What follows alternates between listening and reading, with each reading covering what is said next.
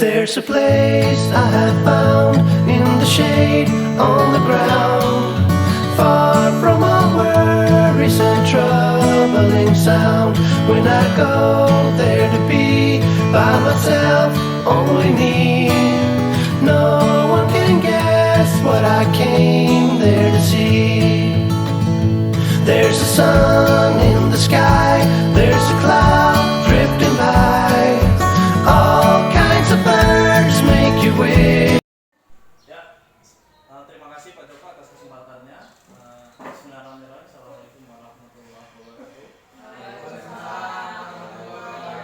Sebelumnya saya ucapkan terima kasih kepada Bapak Ibu yang berkenan hadir dalam pemberian aksi nyata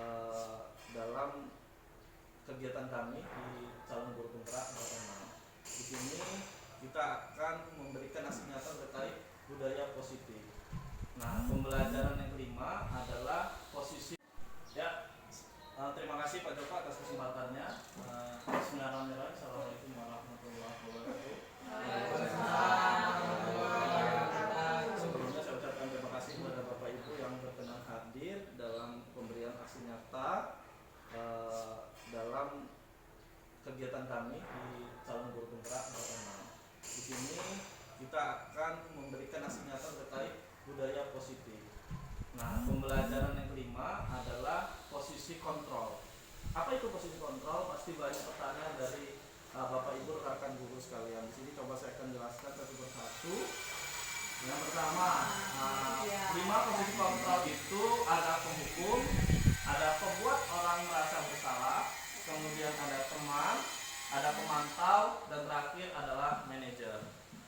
Nah, di sini sudah kita bagi berdasarkan tabel, memudahkan Bapak Ibu sekalian untuk dapat memahami apa itu 5 posisi kontrol.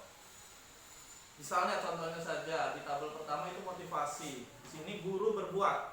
Kalau bentuk penghukum itu adalah menunjuk-nunjuk, menyakiti dan menyindir. Mungkin pernah kita tanpa kita sadari kita melakukan hal tersebut ke peserta didik kita. Misal si A melakukan kesalahan, tidak mengerjakan tugas, kita itu menunjuk-nunjuk mereka atau menyindir-menyindir mereka, itu artinya kita di sini sebagai posisi sebagai penghukum. Sedangkan kalau pembuat orang merasa bersalah, misal kita ceramahi dia kalau dia telat berangkat ke sekolah, kita mengatakan, aduh ibu kecewa loh nak, kalau kamu telat, padahal kan kamu tahu masuk kita itu pukul 7.30 seperti itu. Kemudian posisi kontrol yang ketiga adalah teman. Teman di sini adalah membuatkan alasan-alasan untuk muridnya. Jadi kalau misalnya muridnya salah atau apa, dibuatlah alasan-alasannya. Yang ketiga, yang keempat adalah pemantau, menghitung dan mengatur. Sedangkan posisi kontrol yang kelima adalah manajer. Manajer adalah mengajukan pertanyaan-pertanyaan. Misalnya kita tanyai, kenapa kamu telat? Kenapa kamu tidak masuk sekolah? Kenapa kamu tidak mengerjakan PR? Nah, itu adalah posisi kontrol kita, guru sebagai manajer. Oke. Kemudian di sini hasilnya kalau kita menghukum itu akan siswa itu biasanya memberontak atau menyalahkan orang lain dan berbohong. Itu bisa, misalnya kalau kita menyindir atau menyakiti atau menunjuk-nunjuk, biasanya jawaban siswa itu mereka rata-rata berbohong. Enggak kok Pak, saya enggak tahu atau apa, saya telat karena bangun kesiangan atau seperti apa, itu pasti banyak. Kemudian hasilnya juga kalau membuat orang merasa bersalah itu sama, biasanya menyangkal mereka. Sedangkan kalau kita posisi sebagai teman adalah ketergantungan, siswa menjadi ketergantungan. Yang keempat adalah menyesuaikan diri bila diawasi, kalau sebagai pemantau, dan sebagai manajer adalah mengeluarkan pribadi. Nanti akan ada contohnya di akhir ya. Kemudian di sini ada tugas, pernyataan siapa yang mengatakan. Misal saya kecewa dengan kamu itu adalah bentuk dari pembuat orang merasa bersalah. Misalnya kalau kita ada siswa kita ngomong, aduh bapak kecewa dengan kamu, itu adalah sebagai pembuat orang merasa bersalah. Kemudian kamu tidak pernah benar atau melakukannya, itu sebagai penghukum. Yang ketiga adalah ayolah lakukan demi ibu bapak. Kita memotivasi mereka, ayo dong lakukan itu untuk bapak lah, bapak kamu kalau memang menghormati bapak, ayolah lakukan. Gitu, berubahlah. Nah, itu adalah bentuk dari teman, ya, posisi kontrol sebagai teman.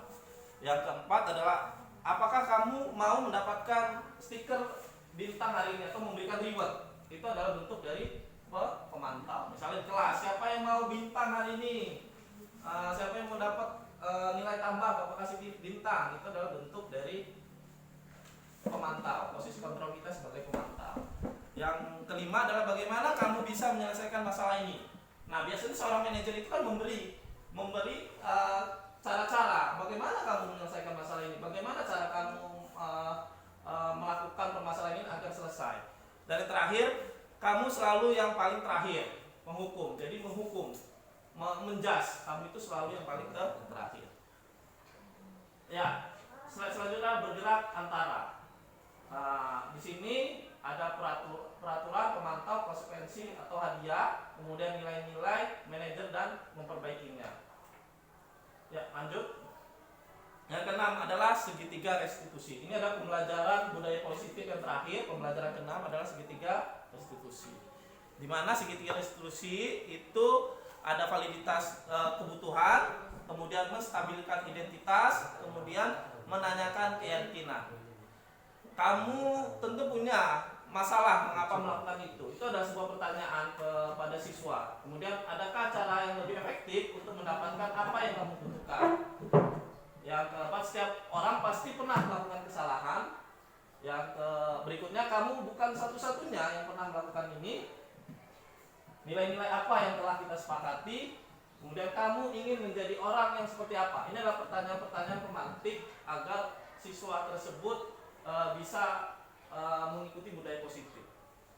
Lanjut, menstabilkan identitas untuk membuat anak yang merasa gagal karena berbuat salah menjadi positif terhadap dirinya. Di sini ada case, ada kasus di mana guru berkata berbuat salah itu hal yang manusiawi, tidak ada manusia yang sempurna. Bapak juga pernah berbuat salah, kita pasti bisa menyelesaikan permasalahan ini. Bapak tidak tertarik untuk mencari tahu siapa yang benar, siapa yang salah. Bapak tidak tertarik untuk mencari kesalahan dan ingin menyelesaikan masalah. Kalau kamu menyalahkan dirimu sendiri, terus apakah kamu bersikap baik pada dirimu sendiri? Ini adalah sebuah case. Kemudian validasi kebutuhan, membantu siswa mengenali basic need atau kebutuhan yang ingin dipenuhinya ketika melakukan kesalahan itu. Pada dasarnya, setiap tindakan manusia tujuannya adalah memenuhi basic needs. Apakah itu power, freedom, love, and belonging, fun, atau survival? Guru berkata, kamu bisa saja melakukan hal yang lebih buruk, tapi kamu tidak melakukannya, kan? Itu adalah bentuk pertanyaan kepada siswa. Kamu pasti punya alasan mengapa melakukannya. Misal ada siswa yang salah, kita tadi seperti itu. Itu adalah bentuk dari validasi kebutuhan. Apa yang penting bagi kamu? Kamu boleh tetap berusaha menjaga sikap itu, tapi tambahkan sikap yang lain, yang baru. Maukah kamu belajar cara lain untuk mendapatkan yang kamu butuhkan tanpa harus memukul? Dan terakhir, apakah kamu bisa melakukan dengan baik esok lagi? Restitusi yang ketiga, segitiga restitusi yang ketiga adalah menanyakan keyakinan. Anak melihat kesalahannya dihubungkan dengan norma sosial dan nilai-nilai yang mendasari manusia berinteraksi dengan orang lain. Misalnya, guru di sini berkata, apa nilai yang kita percaya di kelas atau sekolah kita? Nilai-nilai universal apa saja yang telah kita sepakati? Kelas yang ideal itu seperti apa sih? Pertanyaan-pertanyaan ini akan timbul ke siswa. Kamu ingin jadi anak seperti apa? Apa yang kamu rasakan ketika kamu melakukan ini? Kamu menjadi orang yang seperti apa? Oke, intervensi selama 30 detik. Intervensi ini bisa membantu murid kembali ke tujuan semula dengan cukup singkat dan dengan cara non-konfrontatif. Pertama, apakah kamu ingat? Apa kamu ingin berbuat lebih baik? Pertanyaan-pertanyaan ini menimbulkan siswa menjadi lebih paham akan tujuan ia semula untuk bersekolah. Apakah saat ini kamu sedang menjadi orang yang sedang kamu inginkan? Apakah kamu bisa mengubah kegiatan perilaku kamu saat ini menjadi sikap yang lebih membantu. Apakah wajar membuat kesalahan? Bisakah kita memperbaikinya? Jadi pertanyaan-pertanyaan itu timbul dan kita tawarkan ke peserta didik kita. Kapan kamu siap untuk mulai? Kemudian peraturan apa saja yang cocok buat kita? Itu next. Refleksi. Nah, di terakhir di budaya positif terakhir adalah tentang refleksi. Mana hal baru yang mengubah paradigma saya yang saya dapatkan. Jadi Bapak Ibu semua di sini kita akan merefleksikan diri kita selama ini, apakah kita sudah mendidik siswa itu dengan budaya positif dengan cara yang baik atau masih menggunakan hukuman seperti itu atau masih menggunakan konsekuensi. Nah, di sini kita merefleksikan ke diri kita masing-masing. Pertanyaan pemantik ada 4. Pertama, hal baru apa yang mengubah paradigma saya yang saya dapatkan setelah mendapat materi dari kami bertiga. Kemudian perasaan apa yang muncul selama mengikuti sesi ini, khususnya mengenai makna, disiplin, dan motivasi intrinsik. Yang ketiga, peran Among seperti apakah yang saya telah lakukan selama mengikuti modul ini. Dan terakhir, saya akan menjadi Among yang seperti apakah setelah mengikuti modul ini. Sekian presentasi dari saya penutup. Saya harapkan, terutama kami harapkan budaya positif yang kami berikan kepada Bapak Ibu sekalian bisa bermanfaat, terutama untuk kemajuan sekolah kita SMP Negeri 4 Atap. Sebelum masuk ke situ, apakah Bapak Ibu ingin bertanya sebelum kita tutup? Ya, Pak Peri silakan. Iya. Apa pertanyaan? Ini tanggapan, setelah itu ada pertanyaan ya. Iya, boleh. Jadi terima kasih sekali telah mengimbas kepada kami karena materinya sangat baik sekali. Tetapi di sini saya sadar karena selama ini kan budaya kita masih menggunakan hukuman atau paling mentok konsekuensi lah beberapa kali. Tapi yang lebih banyak itu hukuman. Nah, sedangkan ini saya dapat restitusi dan ini sepertinya sangat baik gitu ya Pak Dio. Iya, betul. Tetapi yang saya bingungkan gimana cara beralih dari hukuman atau konsekuensi ke restitusi yang notabene itu sepertinya ada kesusahan dan ada kendala. Nah, yang ingin saya tanyakan gimana langkah konkretnya untuk merubah itu semua Pak Dio? Ya, terima kasih Pak Peri, pertanyaan yang bagus sekali, yang bagus. Terima kasih. Jadi intinya memang benar, untuk mengubah sesuatu budaya lama ke budaya yang baru itu memang sulit, betul Pak Peri. Tapi bukan berarti tidak mungkin. Artinya kita semua harus memang memiliki komitmen bersama-sama dan terus-menerus konsisten dalam menerapkan budaya positif tadi. Seperti kita tahu tadi secara teoritis sudah diberikan oleh Pak Joko, Pak Rahmat, kemudian saya juga tadi melengkapi. Artinya memang semua itu bisa terbangun dengan cara kita bersama-sama berkolaborasi, baik itu guru BK, baik itu wali kelas, baik itu semua stakeholder terkait sekolah untuk menerapkan budaya positif yang ada. Ya, artinya kita semua harus bisa konsisten terhadap seperti itu. Nah, hal ini pernah dilakukan oleh kami sebagai calon guru penggerak, sudah pernah kami praktikkan. Nanti saya kasih contoh ilustrasi terkait pelaksanaan budaya positif di lingkungan sekolah. Coba saya contohkan, di sini ada filenya, demonstrasi tekstual.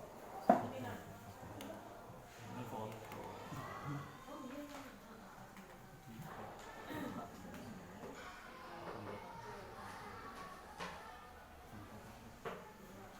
Nah, ini bisa dilihat di gambar. Nah, ini gambar budaya positif. Ini salah satu contoh yang pernah Pak Rahmat gambar.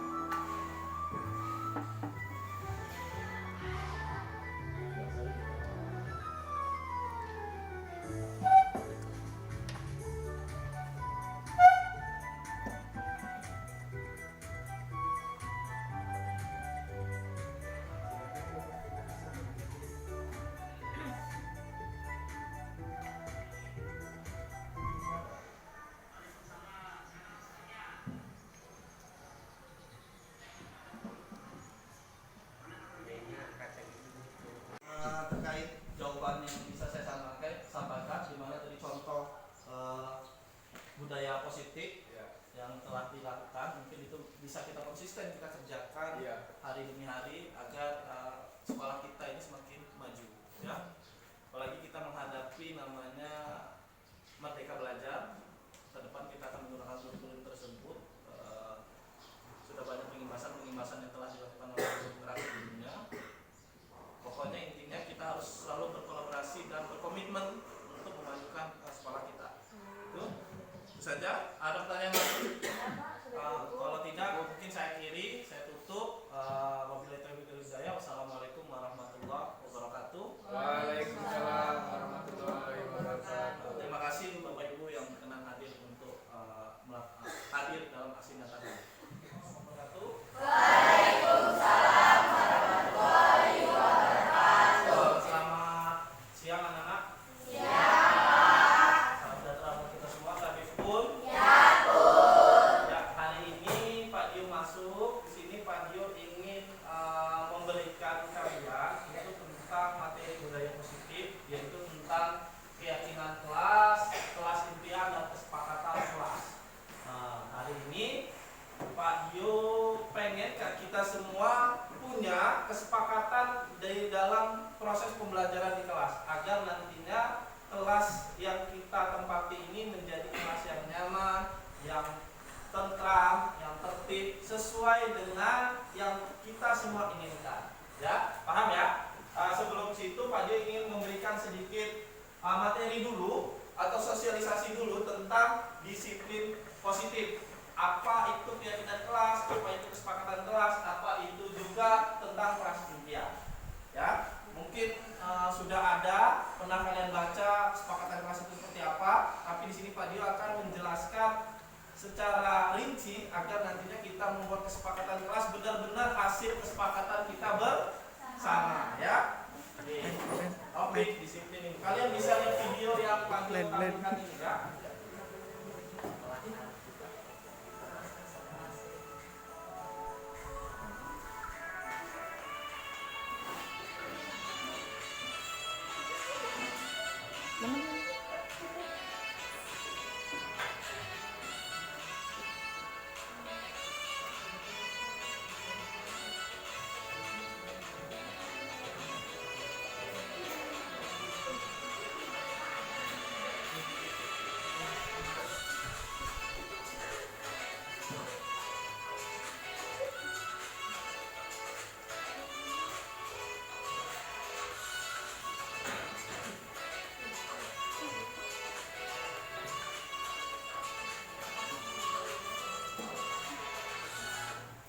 Oke, itu tadi video tentang kesepakatan kelas. Di sini Pak Dio ingin membahas terlebih dahulu, jadi kalian bisa paham ya. Ya, jadi pengertian kesepakatan kelas.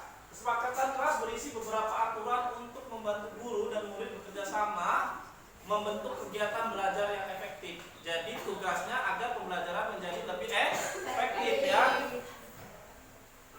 Selanjutnya, tujuan dari kesepakatan kelas yaitu untuk menciptakan pembelajaran yang berpusat pada murid.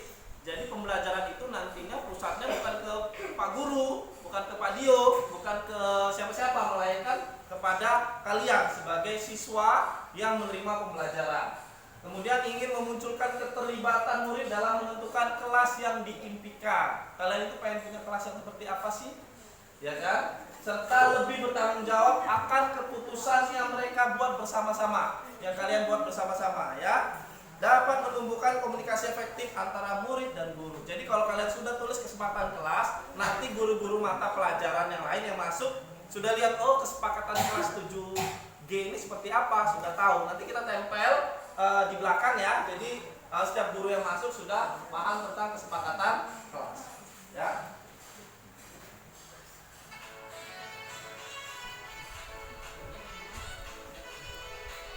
Jadi ini pun langkah-langkah kesepakatan kelas. Jadi dalam membuat kesepakatan kelas itu ada langkah-langkahnya. Pak Dio tadi sudah meminta kalian membawa karton kan?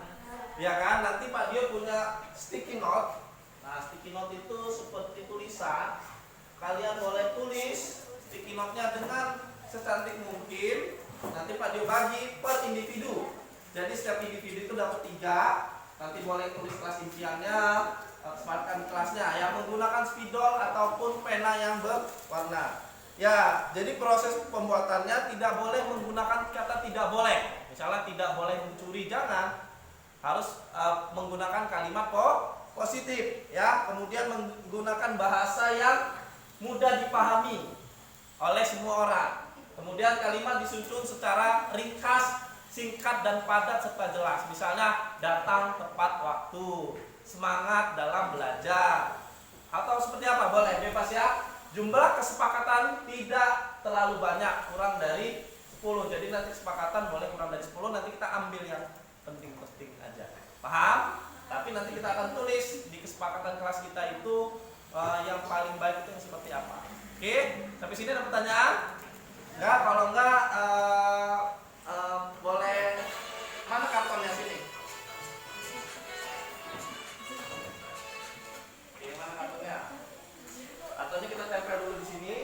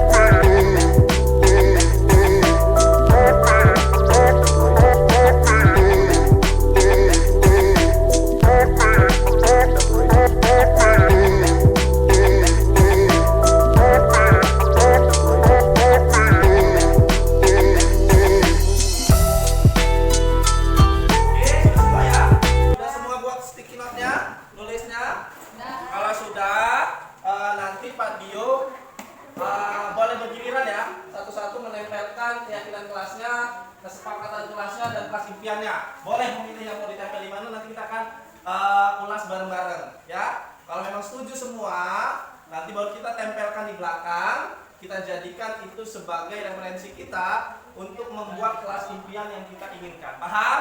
Nah, oke. Dimulai dari titis, nanti bergilir ke depan menempelkan. Oke? Hitungan ketiga, 1, 2, 3. Ayo tis, tempelin.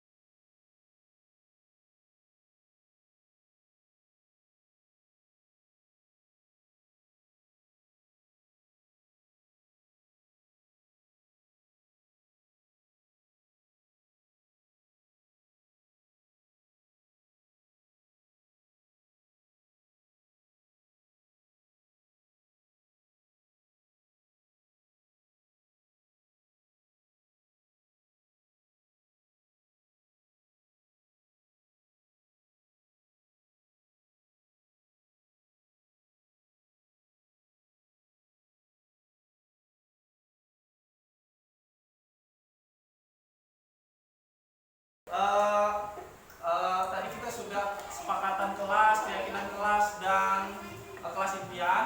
Di sini Pak Dio akan memberikan video, sebuah video inspiratif yang intinya nantinya diharapkan video ini membuat kita menjadi semakin kompak, ya. Oke, nanti kita lihat videonya, nanti kita simpulkan bersama-sama. Ini berkaitan dengan budaya positif terkait dengan kesepakatan kelas kita.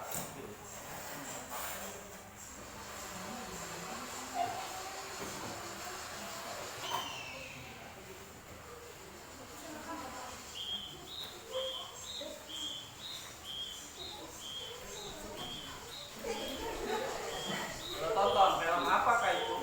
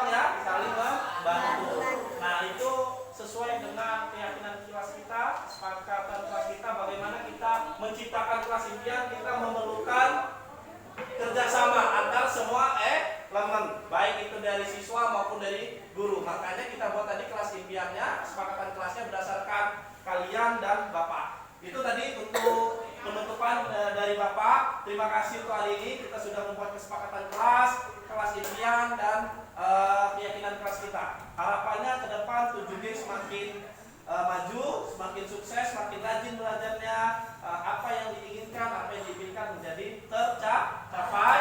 Sebentar lagi kita akan melaksanakan penilaian akhir semester. Tetap semangat, jangan sampai kendor. Paham? Paham. Kalau gitu Bapak akhiri. Wassalamualaikum warahmatullahi wabarakatuh. Waalaikumsalam warahmatullahi wabarakatuh. Terima kasih atas waktunya semuanya.